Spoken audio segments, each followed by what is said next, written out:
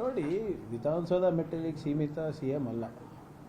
ನಾವು ಯಾರೂ ಕೂಡ ಅದನ್ನು ಹೇಳೂ ಇಲ್ಲ. ಭಾಳ ಸ್ಪಷ್ಟವಾಗಿ ಮುಖ್ಯಮಂತ್ರಿಯವರು ಏನು ಹೇಳಿದ್ದಾರೆ ಅಂದರೆ, ಖಾಸಗಿ ಕಾರ್ಯಕ್ರಮಗಳ ಆಯೋಜಿಸಬೇಕಾದ್ರೆ ಅವರೇನಾದರೂ ಪತ್ರಗಳು ಕೊಟ್ಟರೆ ಸಿಬ್ಬಂದಿಗಳು ಕೂಡ ಜವಾಬ್ದಾರಿ ಅಷ್ಟೇ. ಅದಕ್ಕೆ ಸರ್ಕಾರ ಹೊಣೆಗಾರಿಕೆ ತೊಗೊಳಕ್ಕಾಗಲ್ಲ ಅಂತ ಅಷ್ಟೇ ಹೇಳಿರೋದೆ ಹೊರತು ಲಾ ಆ್ಯಂಡ್ ಆರ್ಡರಿಗಿರ್ಬೋದು ಅಥವಾ ಭದ್ರತೆಗಿರ್ಬೋದು ಅದಕ್ಕೆ ಸರ್ಕಾರ ಜವಾಬ್ದಾರಿ ಅಲ್ಲ ಅಂತ ಎಲ್ಲೂ ಹೇಳಿಲ್ಲ.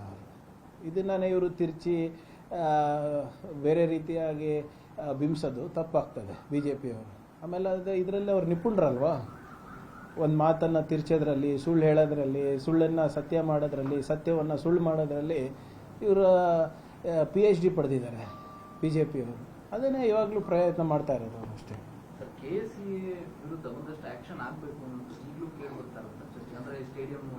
ನೋಡಿ, ಮೆಜೆಸ್ಟ್ರಿಯಲ್ ಎನ್ಕ್ವೈರಿ ನಡೆದಿದೆ.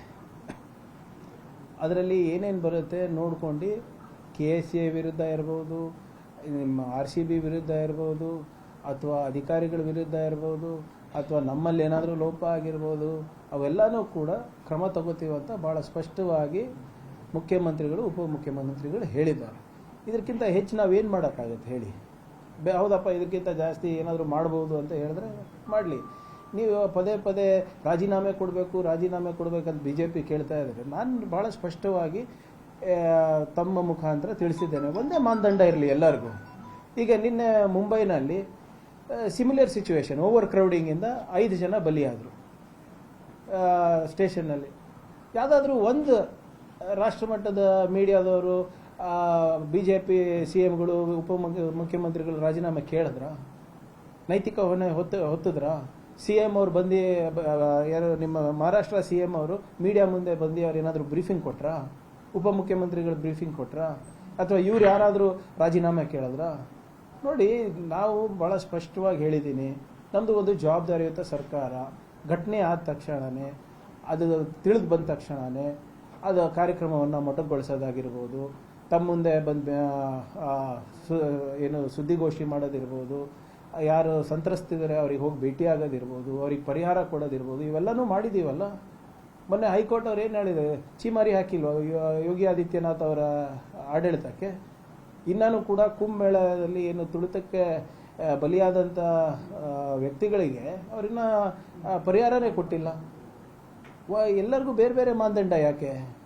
BJP ಸರ್ಕಾರ ಇದ್ದರೆ ಒಂದು ಮಾನದಂಡ, ಕಾಂಗ್ರೆಸ್ ಸರ್ಕಾರ ಇದ್ದರೆ ಒಂದು ಮಾನದಂಡನ ಕೊಡಲಿ. ಎಲ್ಲರೂ ರಾಜೀನಾಮೆ ಕೊಟ್ಬಿಟ್ಟು ನೀವು ನೋಡ್ರಿ, ನಮ್ಮ ಮುಖ್ಯಮಂತ್ರಿಗಳು ರಾಜೀನಾಮೆ ಕೊಟ್ಟಿದ್ದಾರೆ, ನಮ್ಮ ಹೋಮ್ ಮಿನಿಸ್ಟರ್ ರಾಜೀನಾಮೆ ಕೊಟ್ಟಿದ್ದಾರೆ, ನೀವು ಕೊಡಿ ಅಂದರೆ ನೈತಿಕತೆ ಇದೆ.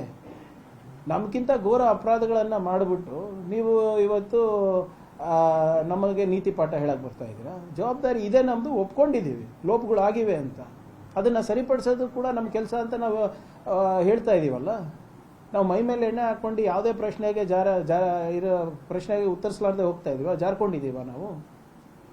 We are A very mature government, we are responsible government and we are dealing with this responsibly. ಅವ್ರ ಥರ ಹೇಡಿಗಳ ಥರ ಎಲ್ಲೆಲ್ಲ ಓಡೋಗಿ ಕೂತ್ಕೊತಾ ಇಲ್ಲ ನಾವು. ಕನ್ನಡಿಗರ ಮೆಚ್ಚಿನ ನಿಮ್ಮ ನ್ಯೂಸ್ 18 ಕನ್ನಡ ಈಗ ವಾಟ್ಸ್ಆಪ್ನಲ್ಲಿಯೂ ಲಭ್ಯ. ಕರ್ನಾಟಕ ಮತ್ತು ದೇಶ ವಿದೇಶದ 360 ಡಿಗ್ರಿ ಸುದ್ದಿ ವಿವರವನ್ನ ನೀವು ನಿಮ್ಮ ಕೈ ಬೆರಳುಗಳಲ್ಲಿಯೇ ಪಡೆಯೋದಿಕ್ಕೆ ಈ QR ಕೋಡ್ ಅನ್ನು ಸ್ಕ್ಯಾನ್ ಮಾಡಿ.